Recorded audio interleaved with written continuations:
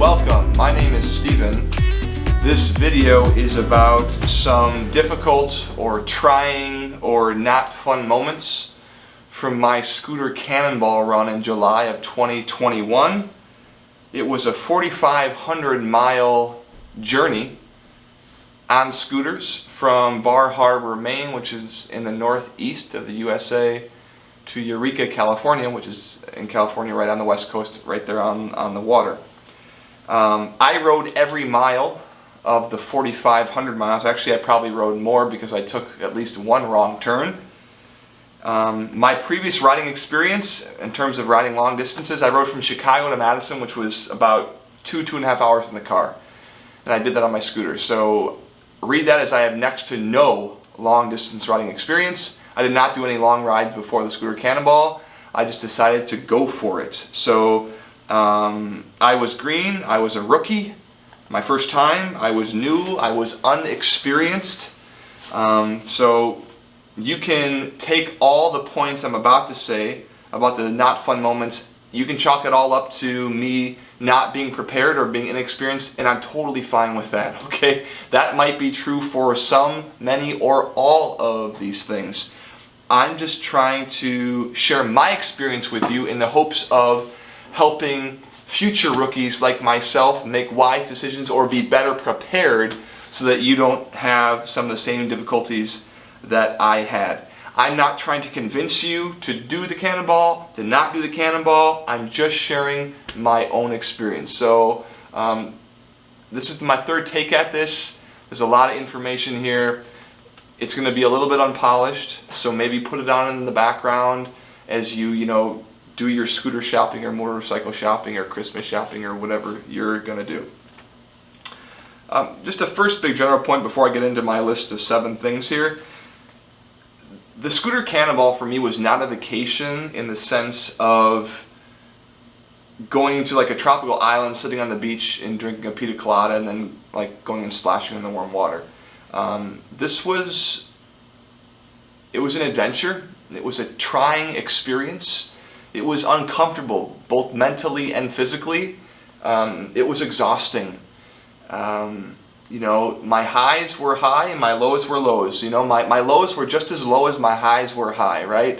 There were times when I wanted to quit. There are times when I cried. There are times when I cried for joy. So it was an emotional roller coaster, I kid you not. And know that going in. So in no particular order, these were some difficult moments for me. Starting at the bottom, number 1, when I would take apart my bike, I had a Piaggio Fly 150. Top speed was like 62 miles per hour if I was like going downhill or in full tuck position or something, so it's not a fast bike. But if I'm doing maintenance on this bike, I would have to take off nearly all of the plastic bodywork to change the belt or the rollers, okay? I'd be taking apart these little screws and take off, like to get to this piece I had to take off these other 7 pieces, okay? A huge pain in the butt. Other people who had like Vespas or different bikes could like take off one little piece, then screw, and pop the whole thing off and already be right into doing the actual work. When the prep work I had to do just to access some of the maintenance was just a huge pain in the butt and very time consuming, okay?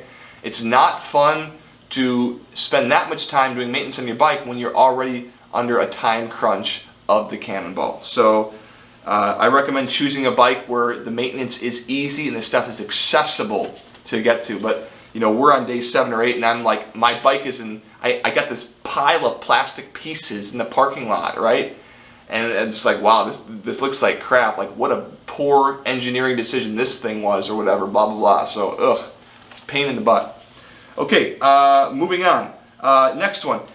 Because my bike was slower, I rode a lot of the Cannonball by myself. I'd probably say 90% of the time, I was on the road by myself. No one was close by. And I wish I would have had more people to ride with. It's not like me and a group of 4 people, we're all on like comm systems and we're telling jokes and laughing and saying, hey, check out that buffalo or this bison or that bear or this beautiful sunset or this beautiful sunrise or blah blah blah. Like, and like telling jokes and laughing and talking about where we're going to be stopping for lunch. Like, that was not me. I didn't have a comm system. I didn't have a radio. I had my thoughts and the wind going, you know, for like 10 to 12 hours a day for 10 days. Okay, so I would, by myself, not super fun. Is read one of my other videos, but get a bike that can keep up with other people so you can ride in a group. Number 3, there are times when you just have to get from point A to point B, and the roads are long and they're straight.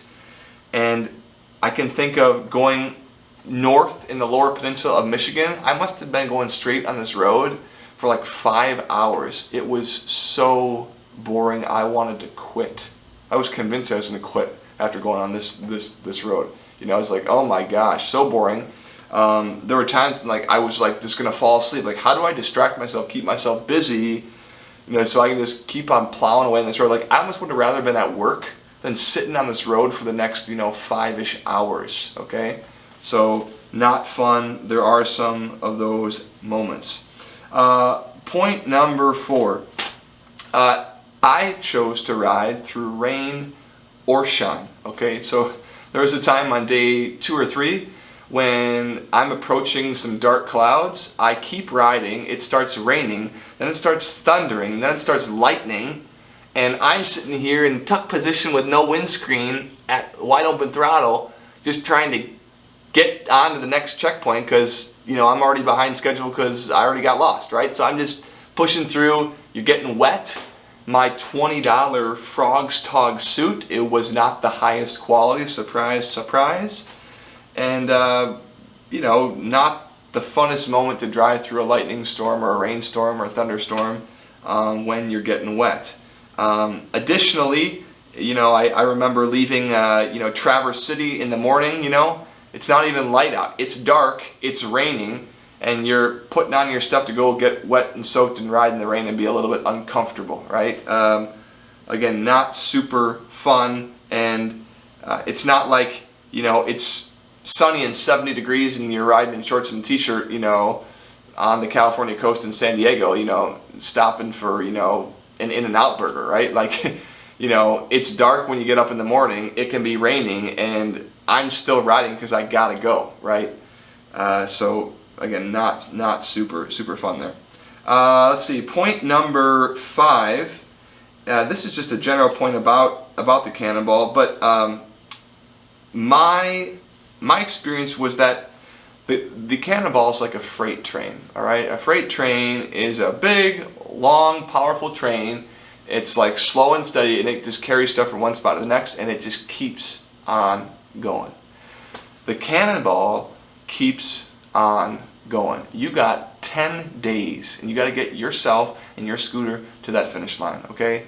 And you know, if you have maintenance issues, you know, you might have to drop out, or you might have to wait in a city to get a part, and then get your bike and you transported to the next day's hotel or something, right? So, being under, like, knowing that the train is going to leave the station with or without you, that gave me a little bit of anxiety or stress because I felt like I have to get there. I got to get the hotel. I got to get checked in. I got to find my clothing bin. I got to do maintenance on my scooter.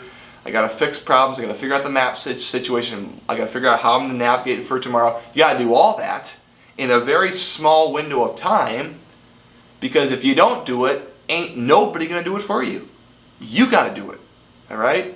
You got to either be prepared ahead of time, so you know all that stuff all laid out when you're going to do your oil changes and your tire changes and your filter changes and any other maintenance you got to do on your scooter, or know all your maps and where you're going to go and blah, blah, blah. Or you're doing it each night. And that can be stressful. And that was definitely stressful to me. And compound that with the fact that when you have a slow vehicle or a slow scooter, you're getting in later than everyone else. You have even less time to do that. So I'm going to say for point number 5, the pacing of the event was overwhelming and stressful to me, or made me anxious, combined with already having a slow scooter. That did not help. Okay. Point number 6. On day 2 or 3, I took a wrong turn, and I ended up going like off the main like 2-lane highway where it was like 55 or 60, and I'm like on this back service road, and I'm going up one of these steep, I hate to call it a mountain, it's more like a really steep hill with super wooded on both sides. And I'm going up this steep wooded road, and it goes from, you know, broken up concrete to gravel, and then I'm hitting these service gates that are like closed and locked, but the GPS says that I'm supposed to go this way, and it says, you know, road closed, no trespassing, do not enter, but my GPS says to go this way. So I'm literally stopping my bike, turning it off, tilting it over on its side, pushing it through, making sure it doesn't fall, picking it back up, turning it back on, and I keep going. I went through 3 of these do not pass, locked, closed service gates on these like service or logging roads, like somewhere in Pennsylvania, right? I'm back in Hodink, wherever. I have no cell phone reception. I'm getting low on gas. The GPS says I'm supposed to keep on going. I'm muddy. My bike is muddy, and I'm getting more and more anxious because I have no cell phone reception. Like, I feel like I'm lost, right? And meanwhile, in the back of my head, I'm thinking, I got to figure this out quick because I got to get back on the road to get to the hotel, because I got to do all this stuff to get up to do it the next day. So my anxiety level is just rising. Well, I finally turn around after an hour and a half, go back through everything, get back on the road, and I'm pissed and I'm frustrated, and I finally get to the hotel, and everyone's already dispersed, almost going to bed or going, you know, shacking up for the night, or, you know, just done. So taking a wrong turn, it burns time, it makes you anxious, and again, that was a low point for me. I was on like day 2 or 3. Point number 7. When I got to Eureka, California, had my bike shipped out there, and I get there and my bike won't start. And I had it checked out by a mechanic. I paid him like $100 some before to make sure that everything was good, that it was going to take me the whole way. And now my bike's not starting, and the amount or the frustration that I felt because of all the planning that you have to do and the stuff you have to buy and things that need to be coordinated just to get you to the starting line, right? And here I am with a bike that's not starting. I'm trying to work on this, and I don't know that much about it, and I'm frustrated. I'm like, I think I might have even cried there sitting in the motel room, being like, what the heck do I do now? Shout out to Feb 31st for saving the day and helping me fix it. But you know, having a maintenance issue where you can't get your bike fixed and you can't get help, or no one will help you, or no one knows how to fix it, like that can take you out of the race. So that was a low point for me. Luckily, we got it fixed, and I was very grateful. But that was point number 7. And lastly, I think I'm on point 8. Probably the lowest point of the whole Cannonball for me was on day 8. We're somewhere, I don't know, maybe we're in Utah or Arizona, I don't even know, but we're coming out of a bunch of these switchbacks coming out of this pass, and I'm at wide open throttle coming down, and I look down at my phone, and at this point I was using my phone for my GPS and like Google Maps or something, and I looked down, and I was behind my big windscreen that I had gotten set up, and when I look up, I'm still on the pavement of the road, but I'm right on the edge of the pavement, and I didn't have time to correct without like flipping my bike and going off. So I dropped down onto the gravel shoulder, and then the gravel shoulder was about a foot or 2 wide, and then I dropped down 4 feet off that shoulder down to like the land. I hit one of those upright posts, you know, that like the mile marker kind of things or something. My bike goes down, I turn and I skid and I fall and I hit my head really hard on the gravel. There was a dent in my helmet and I crash. And it scared me. I was in shock. I felt dizzy afterwards. I couldn't stand up for about 20 minutes. I got road rash on my hip, on my elbow, on both my hands, on my knees, and on my legs, and it was very physically and mentally uncomfortable. It was a mistake that could have been avoided because I wasn't paying attention, but it was probably the lowest point in the whole ride for me. So, you know, an ambulance had to come, a bunch of riders had to stop and help me. You know, I probably got more medical care from one of the fellow riders than I did from actually the EMT guys. The cops showed up. It was an ordeal, and but it shocked me and it scared me. I was going between, you know, 45 and 50, and it just came out of nowhere, and it just boom. So anyway, those were my worst moments of the Cannonball. I'm sure I forgot something, but I hope that's helpful to you. In my next video, I'm going to talk about some of the best moments or some of the positive moments of the Cannonball. Keep in mind, guys, nobody is all good or all bad. No event is all good or all bad. It's always a mixed bag, right? There's positives and negatives of everything. So I hope that this is helpful to you, and we'll see you in the next video.